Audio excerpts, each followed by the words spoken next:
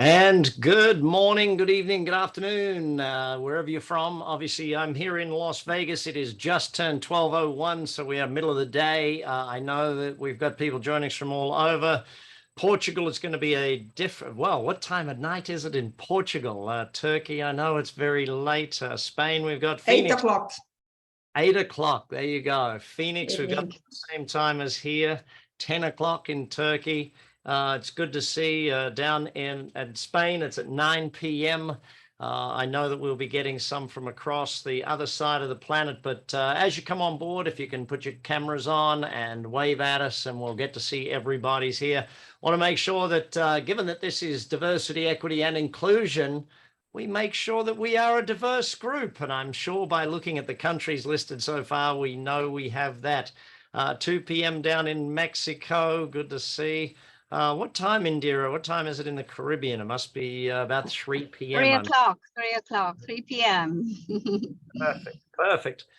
Well, we're here to talk about diversity, equity, and inclusion today. And one of the reasons we at Engage and Grow discuss this openly and honestly is because to engage a workforce and to grow a company, this has become a very, very important aspect of it. For those who haven't met before, I'm Brad Sugars. I'm the chairman of Engage and Grow. And we love helping companies engage their team members and build a great team so that we can grow organizations. We believe that through activating the heart and getting the head and the heart centered back into the organization, we can create amazing employee engagement, team member engagement, and thus grow great companies. And I think one of the aspects of that today is really thinking about how does diversity, equity, and inclusion, or DEI as it's become known, really fall into helping us with that. So if you're a CEO and you're thinking about your own organization, or a C-level exec thinking about your organization, or a business owner, wondering how this plays out for you and how it actually becomes important.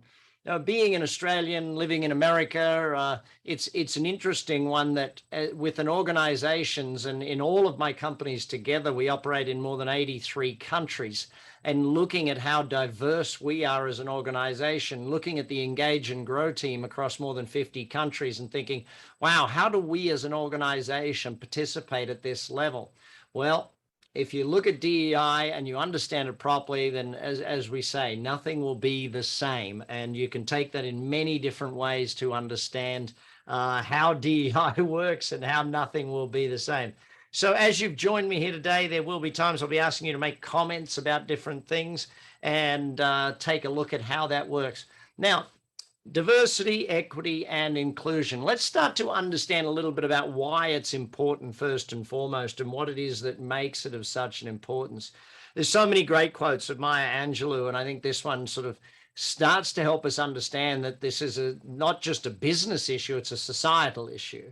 But societal issues play out in business every single day, and in organizations that come together, whether they be charitable organizations or entrepreneurial organizations or corporations out there, this stuff works in. And so where we want to build strength and ability, we have to obviously be thinking about how do we engage a diverse range of people in our organization. So when we think about the perspective that's been brought to the table by millennials, by Gen Z, how that actually becomes a reality, because this is the fastest growing level of the workforce is this age group. And I think any of you in Gen Z or any millennials on here on the call today will start to understand that the level of diversity at your level is far greater than it's ever been before. With travel, with moving across the world, with people living in different parts of the world. I know as a young man, moving from city to city as a young man and growing up with such a diverse group of friends and a diverse background of cultures across Australia, it really helped me understand that. When we think about the significance of what we're discussing here today, it can't be more we really have to just say this is something that its time has come. And we're probably in many organizations a little too late on this, but better late than never, as the old saying goes. When we look at a disengaged employee and what it costs a company, and we start to look at diversity, equity, and inclusion and start to think, how much does this play a role in engagement? Well, that's what we're really going to look at here today. How does that work and how does that move? Because reaching and maintaining a high level of talent starts with diversity and inclusion. And it's interesting, an organization that starts with diversity and inclusion, it finds it easier to keep moving with it. Changing an organization that struggled with diversity and inclusion is really going to be something that we're going to discuss again today, how to actually shift, move, and change. So if we think about the way the world is and how difference can and should be celebrated, you know, when we think about the fact that not only is difference something that needs to be noticed, it's something that needs to be part of an organization. You know, when we start thinking about different personality traits, when we start thinking about different behavioral profiles, different skill sets, it's quite easy for most people to start saying, well, this is the way that the world should be. I mean, we should have different skill sets in companies. We should have different ways of doing things in companies. But that also means we need to be addressing that level of diversity in our organization when it comes to the humans and part of our organization. So if we give ourselves a little bit of a definition and start to think about where does this stuff all come from? Well, diversity obviously is really looking at who we have on our team, and then we look at equity and say, well, who should be on the team? Who's trying to get on the team? How will they get on the team? And I think that that is an important aspect of every one of what we're trying to build. But then we sit down and we say, okay, if everyone that's on the team should be on the team, how do we make sure there is 100% inclusion? You know, the involvement and inclusion aspect is a very important aspect of what we're doing here. And so if we just go back a second to this thought, we're really sitting here saying, as a young person who has put herself out there, with, you know, obviously a challenge of her own to confront and to be part of the world, the question is, how do people respond and react to that? And how do you respond and react to that? I think is very, very simple. So again, trying to understand what is DEI for those new to the subject. When we think about DEI in the workplace, we must first understand the meaning and significance of each of the variables, I guess, is probably the simplest part. Each component is necessary in its own right to drive real change into a company or an individual or even at an organizational level. So diversity, you know, is really a concept that refers to different identities, different backgrounds, different thoughts, different likes, different dislikes, and really different experiences, just to name a few of those sorts of things. The diversity of one's identity captures many, many differences and includes socialized, visible race, gender identity, sexual orientation, religion, nationality, body shape, type, you name it, height, shortness, age, all of these sorts of things form part of what we're aiming to build. Equity, I think, is a fairly simple definition that we've attached to it here. And the inclusiveness, though, really comes from that, and it breeds from that, the humans in your organization and how they act and react with each other. And one of the challenges with a lot of engagement programs, whether it's DEI or whether it's some other area of engagement, is that people try and use too much technology in it, and that technology actually defeats the idea of this thing. It anonymizes a lot of the or gives an anonymous nature to a lot of what's going on out there. Rather than it being human to human, it becomes technology based, and therefore we miss that. So that idea of being and feeling seen and heard and accepted, it's struggled to come through when we look at it from that perspective. So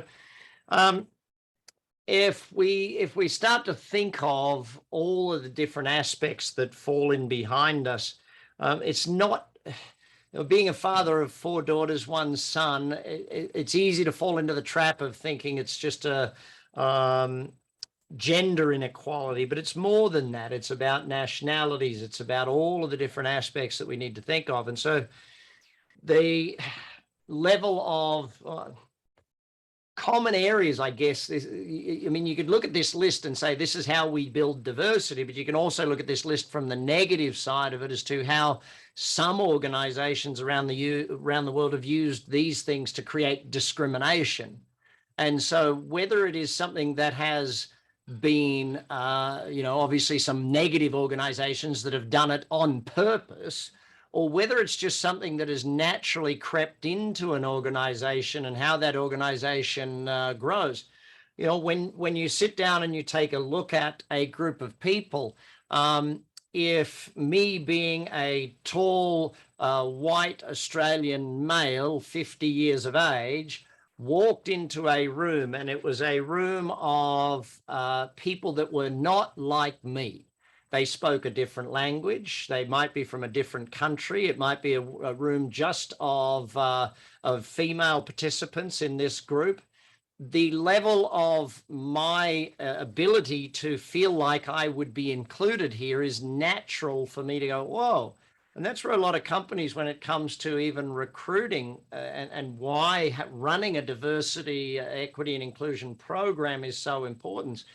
It's a struggle when you walk into an organization and say, hey, I don't feel like I belong here. Even though they might have changed their ways, they might have done something entirely different. It's that these things can make me or make anyone feel like they're not included in that organization. So it's really important to understand how we make those shifts. And it's why, our programs, when we do this in companies, take 12 weeks. It's not a matter of doing something where it's just a singular program or a singular day. It does take time to really work through these programs or to work through all of this stuff. So if we try and give it like a social activity, it's, diversity is where everybody's invited to the party. No one feels left out of being invited. Everyone feels like they are invited. And if we say to inclusion, well, everyone gets to contribute to the playlist. We all jump on our phone and add a song to the playlist, even though the music might be quite diverse when we do that. It's not just the host playing music at the party type thing. And then, obviously everyone gets that opportunity to dance, I think is probably the simplest way to put that equity side of things. So let's try and understand then why it matters. And I think that if we look at the research, it's really, there is an overabundance. So I'd ask each of you that's on here today, which part of this research means the most to you? Which one of these things? When we look at the second or third point down there, companies with racial and ethnic diversity are 35% more likely to perform at a higher level. Now, that's just not a fun thing to throw out there. These are research statistics, and you start sitting down and saying, well, okay, so if we want our organization to perform at a 35% higher level, we need to look at our ethnic diversity and what we actually have happening in our company. So it'd be interesting to just take a look at which ones are getting the most votes out there from each of you, if you can just type that in and take a look at it. We know from the work we do at Engage and Grow that the more diverse the organization, obviously in our work that we do of building employee engagement, we easily find that there is a higher level of engagement and therefore a higher level of company growth when we do see the diversity. It's important. So inclusivity brings financial results. Thank you, Bertie. It's not a complex thing to think that a team with a varied set of skills, a varied set of ways of doing things is going to probably perform better than a team that doesn't. Now, I'll give you an example. It's just something I enjoy, the TV show Survivor. I'm not sure if any of you have ever watched Survivor, but I love the TV show Survivor. And I look at these groups that actually outperform the winning team each week. And each week, that winning team is so crazy diverse. And you think about it, well, you needed the big guy that could carry the thing. You needed the smart person that could do the puzzle. You needed the little person that could be lifted up to be able to reach the thing. You needed, and this diversity. And so in any organization where there is performance, there is going to be a vast array of things that you need to get through. Business challenges, people challenges, customer challenges, you name it. And having multiple ways of thinking generally brings us to a different approach and therefore different success. And I think that's a big part of why what we're talking about here makes sense. So let's bounce to the next one. Benefits. My favorite one is the second one on here. Diversity equals excellence. Things just move faster in a diverse organization. And it doesn't matter how many ways we look at this. It doesn't matter how much research activities we do. We see the same trends over and over and over again. So as a CEO, one of the things you've got to be thinking to yourself is, obviously, I want higher performance. I want faster performance. I want faster innovation. I want all of these things. I want to hit our financial goals. Thus, it's not rocket science for you to sit back and say, yes, I need to be moving in this direction. I think from not just the business perspective, though, but from the humans in the organization perspective, we have to change the way we think because of, and if I just go back, say 6 months, maybe, we can even go back to the middle of the COVID period when we started seeing the trend of the great resignation. And of course, if you follow us at Engage and Grow, we talk about the great, really the great engagement. That's what we're looking for in the organizations that we work with. But when we started seeing that, obviously, a lot of companies had to really start thinking about their people in a different way. And they had to really start looking at the level of asset that was the humans in their organization. And if we want them to thrive, then obviously we need to create an environment that creates thriving humans. If the people can grow and the people can feel as if they belong and they're welcome and they feel that, then obviously there's a higher level of performance of that human being. And if all the human beings perform higher, then the business itself performs higher. I think the last point is important as well. We've seen a lot of the work from home burnout. We've seen a lot of people wanting to get back into offices, and we've seen these things happening. But I think that really brings us to an aspect of making certain that we understand where we are going and what the trend is. And if this is the trend, how do we get ahead of or take advantage of or be in front of or be a leader in this trend of DEI? And I know my team at Engage and Grow is definitely looking to do that. So from then a customer perspective in a business environment, obviously, the more diverse the organization, the more customers feel welcomed, wanted, and able to fit into the organization as well. And it's really an important aspect of that. I think probably, again, if I was to pick my favorite, number 4 on this list, increased empathy translates to increased team building. Last month, when I looked at the Compassionate Leader as my webinar last month, and if you haven't seen that, please jump on our website, engageandgrow.com, and take a look at it. But when we're looking at how that empathy of the organization, of everyone in the organization, obviously it works from the CEO and the shareholders and the board of directors right through an organization. That increased team building, and we all know team stands for together everyone achieves more, that increased team building leads to more engagement, which leads to more growth. And I think that that's something that makes certain that we don't just retain employees, but we retain customers as well as all of that. So summary, fresh perspectives, diversity, all of these different aspects bring about more engagement, more ability to innovate, and therefore more ability to grow an organization. And I don't, if by getting through this far in the presentation, and we say, okay, yes, all right, Brad, I agree with you, we need to do that. But how do we do it? Well, one more point, and then we'll get into the hows. if you think about the sustainability of diversity, okay, that where you've built and you've started moving in that direction and you've got that diversity starting to happen in any organization.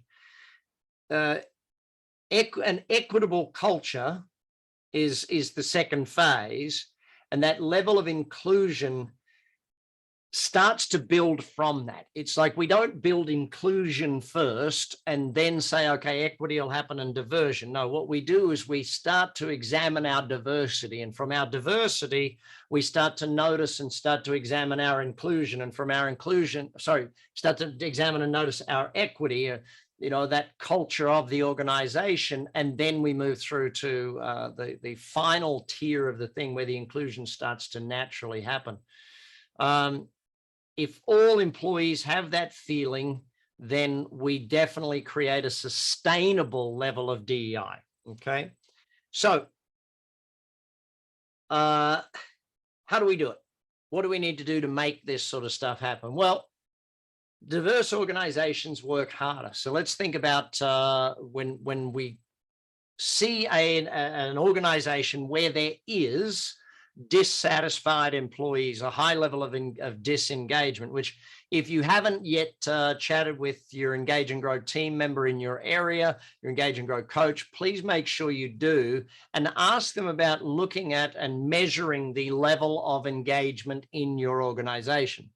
So one of the things that we start off everything with, and of course our diversity, our DEI program is 12 weeks, but one of the things we start with is looking at engagement, starting to understand what level of engagement does my organization have currently, and therefore we can start to move and start to debate and start to formulate a plan from there. It's hard to get to point B if you don't know where point A is. So the starting point on this is really doing some sort of an analogy of your organization, and where we start with you on that is by looking at the employee engagement. Okay, so then the second thing we look at is retention. So if we're sitting down and starting to say retention is an area of the business that we want to obviously improve, and for me as a CEO of a company, of course, I want my employee retention to be at a very high level. Obviously, the more they've been with me, the longer they've been with me, the easier it is for me to get results with that person. And so by starting to understand that not just engagement, but retention, all of these different aspects have to be understood in order to move forward, I think that we start to get a clearer point on it. Collaboration. Collaboration is another area that we want to be starting to understand.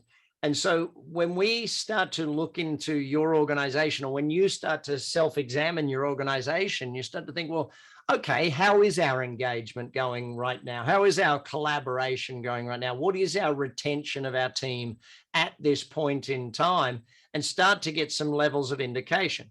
Obviously, it's relatively easy for you to do a diversity look at your team, to start to understand what nationalities, what race, what sex, what sexual orientation, what religion, if you have that information. But obviously, this is something where you need to sit down and start to be honest with yourself as an organization.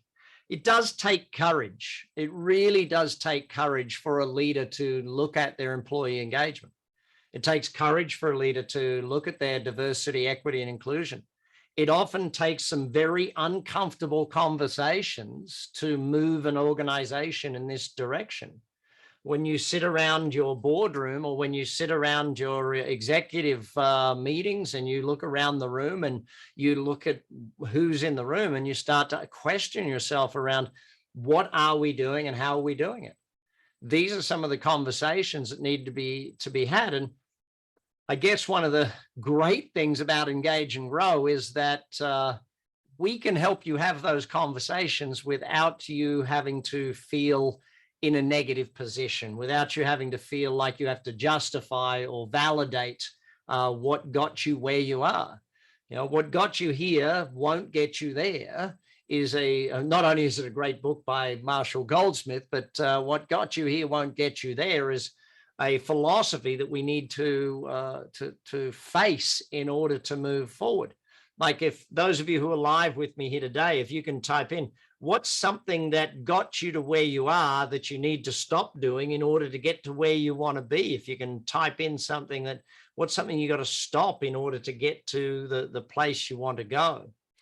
So let's start thinking about sustainable initiatives that we want to build into our organization. So if any initiative and DEI, engagement, compassionate leadership, any of these initiatives that you want to build into your organization are going to take a focus on the team members in your company. It's going to start there. It's going to take that focus. I know for me as a business person, my role as a CEO is really to build my people. If I build my people and take care of my people, the way I take care of them and the way they really is representative in the way they take care of the customers. And the way they take care of the customers is really representative of how the customers take care of the business and then how the business takes care of me. It operates full circle. That focus on the team members and asking the questions. But, you know, just the fact that you open up and start asking the questions, the fact that you start doing this starts to notice, and the fact that there is a conversation with it, the fact that there is a team member in the organization who is tasked with DEI, you know, and it's not just a throwaway task, it's actually given as a long-term focus of the organization. If we start to think, when organizations that are able to enact sustainable D&I strategies can achieve meaningful results, including, but not limited to, obviously, a 20% increase in organizational inclusion, which relates to a 6.2% increase in on-the-job effort. And when you sit down and you look at some of these studies, and you can reach out to any of the team to show you where all these studies are kept, but D&I and Gartner recommends through this particular study that organizations do three things in order to do that. Number one, create a prioritize metrics that track overall progress over time. So whether it's DEI or whether it's compassionate leadership, if you're going to create a sustainable initiative, it starts with, what are the metrics? How are we going to measure this? How are we going to know that we're actually on track and doing well with this program? And that's measured, of course, over time and reported back. Focus on the employees, key metrics. If you embed diversity and inclusion into that existing talent and business processes, if you embed it in there and you start working out how you can have diversity. And in the beginning, it could be as simple as diversity, meaning people from different segments of the company. Just starting with something that makes sense, starting with something that's easy. Having someone from accounting, having someone from legal, having someone from customer service, having someone from HR, having someone from IT, having people from operations or from sales or from marketing, having people from different areas of the organization. If that's where you take the first step, then fantastic. It's step one, and it's moving you in the direction of diversity and inclusion, okay? DEI has to be put into every area of the business. In fact, if you take a look at it from this perspective, diversity, equity, and inclusion plus belonging is really what we're aiming to do. And that's why at Engage and Grow, we try and take it that step further and say, okay, how do we make this into something that is even greater, that it's not just about that, but it's about creating an end result. DEI is a wonderful philosophy or a wonderful way to describe things. The end result that we are looking for you, your team, is the belonging factor. How do we get people to do that? And so when we break down belonging and say, okay, how do we do that across our organization? Which, by the way, if you do have any questions on this, feel free to type them into the chat window, and feel free, if I get time at the end, which I generally leave about 10, 15 minutes at the end to try and get to any questions that you have. And I know some people did send in questions when they registered, but any other questions, please type them into the chat window. I'd be very happy to take them at the end of this. So obviously any major change in an organization can start at one of two ends. It can start from the top of the organization, the senior leadership of the organization, or it can start as a groundswell at the bottom of the organization, pushing forward until the senior team see that that is a necessity and must be taken care of. But if we assume that senior leadership, or you as a CEO or a C-level exec or a management team in your organization, start to see the necessity for building belonging into your organization where people feel like they belong. And I know when I wrote this one here, pulling profits out of a hat, when we looked at the mission aspect of a business and saying, you know, adding the word love into an organization, do the customers love doing business with you? And do the people love the work that they get to do? Do they love coming to work? That word is often something that people go, oh, I don't know if you can use that in business. Well, if you don't use that in business, I think you're on the wrong track. If you don't love what you do and the people don't love coming to work, how can your customers love buying from you if the people don't love what they do? So important aspect behind everything that we've got. So as you push the change and challenge the status quo as a senior team member, it will include some of those hard conversations, your ability to be open, be vulnerable. Your assertiveness is going to be needed. Your mental flexibility is going to be needed. Again, it takes a courageous leader to lead in this way. It takes a courageous leader to be compassionate. It takes a very brave HR person to talk about employee engagement as being a human-to-human thing. It's not about just throwing a piece of technology in front of people and say, oh, well, it'll increase our percentage a few points. No, it's about having those tough conversations and about really confronting what needs to happen in your organization. And so, you know, second point here, action does speak louder than words. It's you know, rhetoric is just that. You know, but how you build your organization and where you look to get the success of your organization is going to be an important aspect of it. So as a senior leader in an organization, you're going to have to be the one that is the most willing to be courageous in your organization. Your management team, look, they're going to follow your lead. And even to today, they've followed your lead. And the level with which they followed your lead is really up to you. But you have to introduce them to new ideas. And again, I do stress to you that I'm not trying to make this hard on you. We do offer the program that actually does help you solve this challenge. And we can lead you and your team through this challenge. And I think that's an important aspect to remind yourself that it's not just up to you as a senior person in your organization to shift your organization, but it is up to you to set the tone. It is up to you to set where we're going. It is up to you to have the courage to face what needs to be done to build the level of engagement and the level of growth in your organization. Management team are definitely going to be challenging the status quo. They're going to be implementing on a daily basis. And on a daily and weekly basis, they've got to navigate all of the complexity of the human beings in your organization. And they're going to need training for that. They're going to need skill sets for that. They're going to need maybe even a different outlook on the way things happen in the organization for that to be the case. You know, when I sit back and I look at how we've run DEI programs or DEIB programs, in groups that moved from being government bodies to corporate bodies, you know, where they had to become more entrepreneurial as they had to compete with outsiders. It really was about working out those day-to-day, week-to-week social complexities that the organization had. You're asking people to shift, you're asking people to change. And, you know, if you look at it from an individual's perspective, the level of buy-in of that individual, you're looking at change in an organization, or as we put it, you're looking at engagement of the people and therefore looking to growth. And as you move forward on a DEIB program and build that level of belonging, some people who joined you 20 years ago may say, you know what?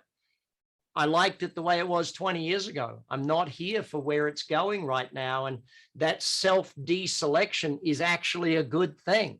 when people see that the organization, the values of the organization are growing with society, are growing with the culture of the norm of society of today, the things that were part of it 20 years ago are not part of it today. And I think that's an important aspect. So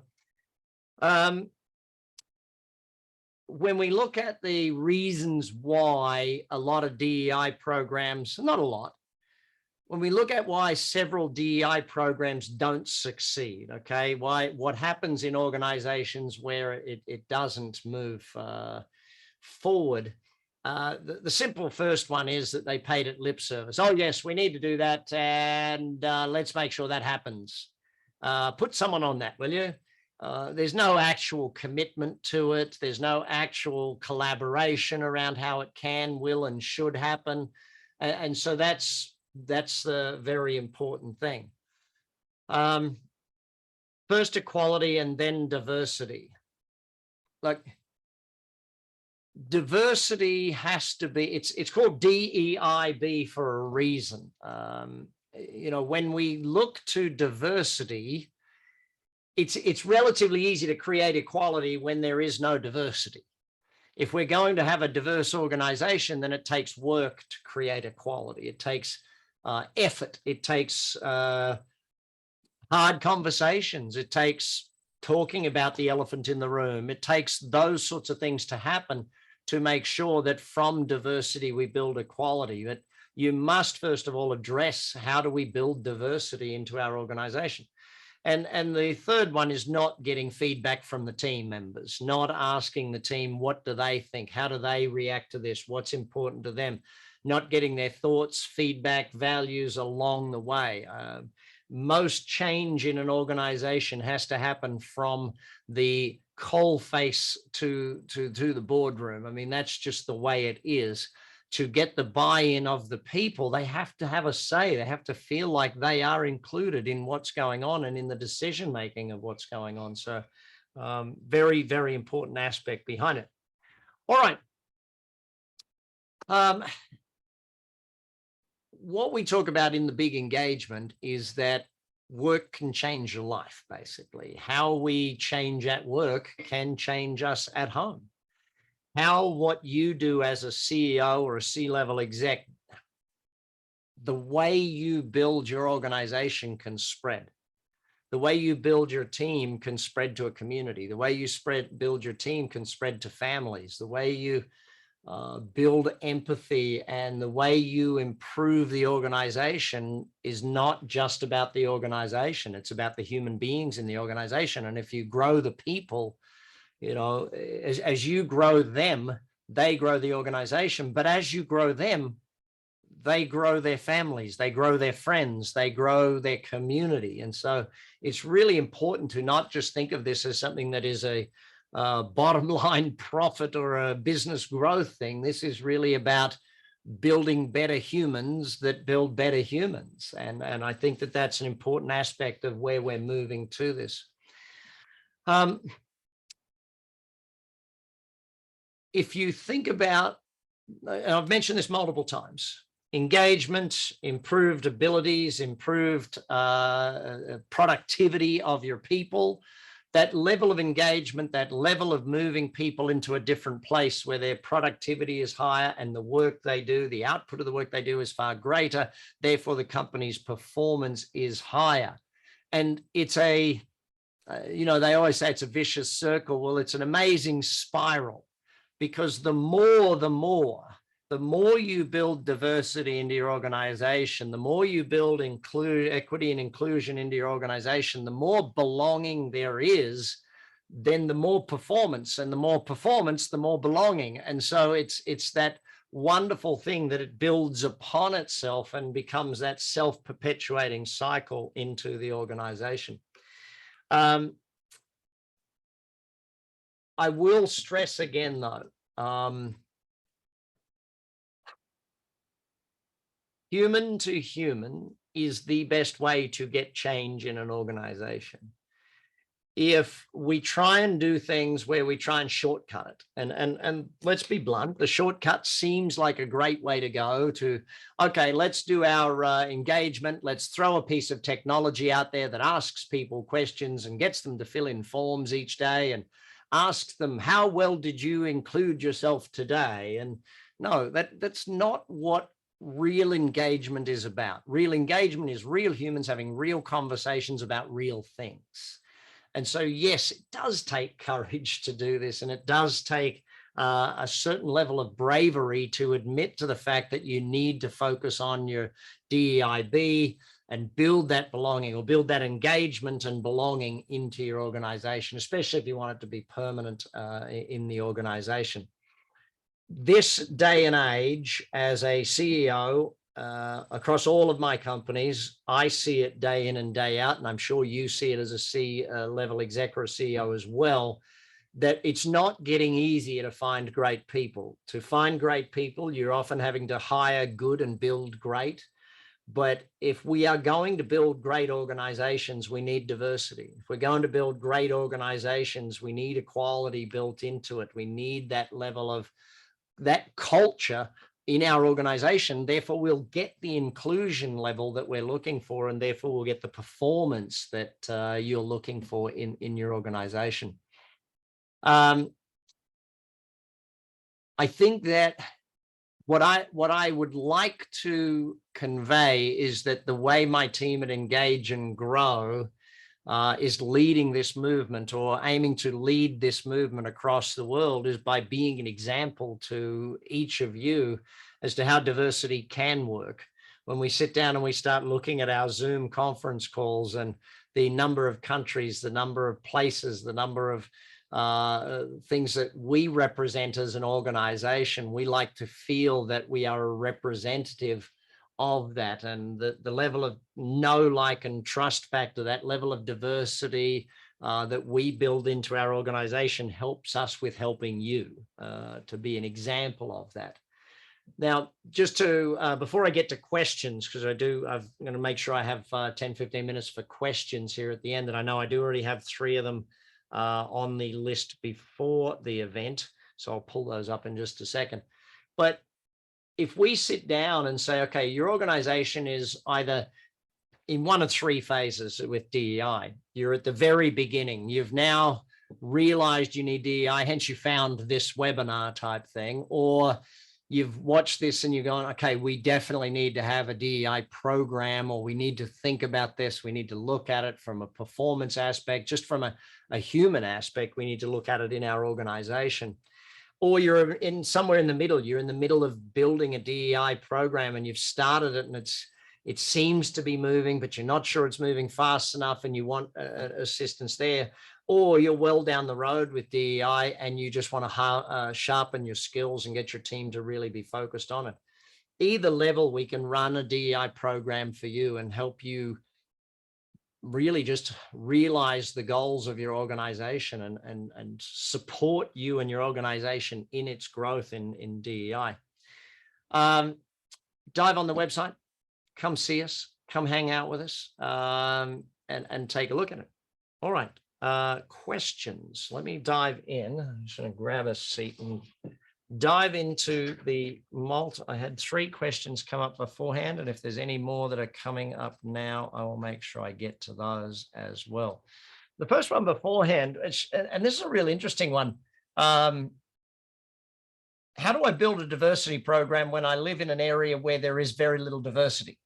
And this is a real interesting one, because a lot of businesses trade in an area where there isn't a lot of diversity of people. A lot of businesses don't have diversity of culture or diversity of race type thing. And so when you think about building diversity into that organization, it doesn't necessarily mean it has to be race related. If you go back to our list we put up there before, diversity can be age related, diversity can be sexual orientation related, diversity can be experience or skill set related as a starting point to this.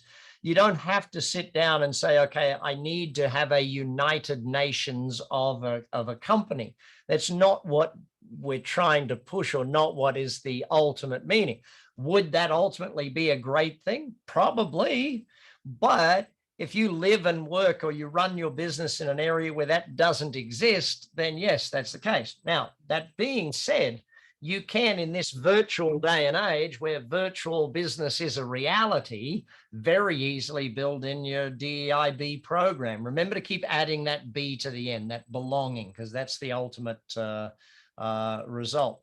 And you know, I think I would agree with you there, Sandy, that sometimes diversity is hidden. There is diversity, but because we're not talking about it enough, we don't see it. And that's why I think, you know, starting with our Red Belt program here at Engage and Grow and moving through to our DEI program as one of the higher level programs, I think it's really important to examine that. Second question I got prior to the program.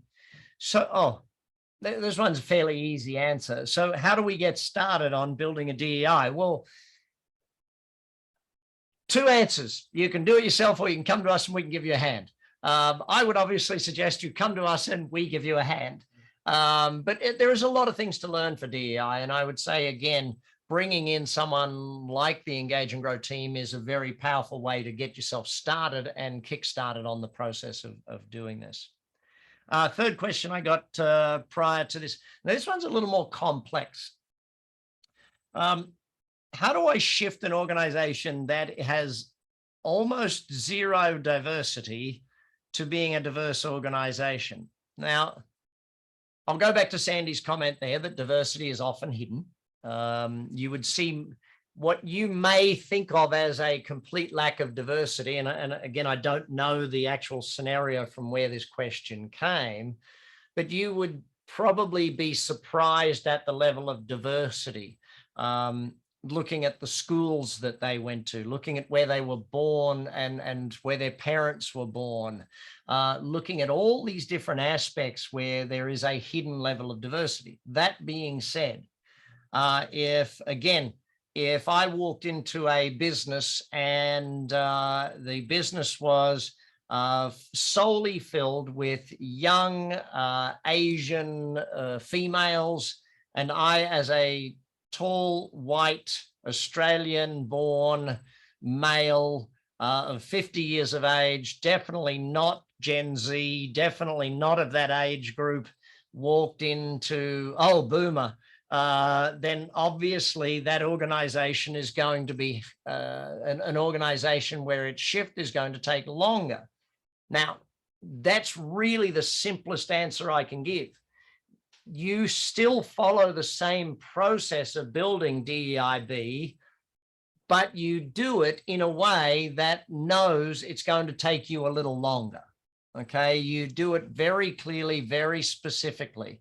You know, I look at when I go and see my daughters in college, and it took legislation, Title IX, to help shift the way of the world there. It doesn't move overnight, but you will shift the needle. And just moving in a small way in that direction is a starting point for each and every one of us. The fact that you've been here on this webinar and recognize this, and very simply put, if you share this webinar with the people on your team, you are moving yourself in the right direction. So to answer your question, I think that you would be surprised at how much diversity already exists, even though it may on the surface not look like that. But it's a matter of moving in the right direction, not doing nothing. So 2 steps in the right direction is better than 0 steps in any direction. And I think that would probably be the simple one. All right, any other questions from the live members of the audience? Let me go over to take a look and see if there's any questions coming in. You know, while just one thought that came to mind just on reading a previous comment in there. As a business person, the challenge is not to wait until you have to shift to make a shift. The challenge is to be proactive in your shift, proactive in your decision-making rather than reactive, waiting until it is an absolute urgency to make the shift. And I think that that's an important one to realize, is that The fact that you're here is giving you an idea that, yes, it's probably time. We need to do this, or we need to push it faster, or we need to do more of this. And therefore, I would suggest we move in that direction faster rather than slower. No more questions from the live audience. Fantastic. That makes life very simple for me. Listen, thank you for being here with us at Engage and Grow. I look forward to helping you with your DEIB program. Remember, always add the B at the end. B stands for belonging. Oh, Brad as well. But always add that belonging factor at the end. We want to make sure our people feel like they belong so they can help our customers feel like they belong. When we have an engaged team, we have a growing business. Take care. Bye for now. Keep engaging and keep growing.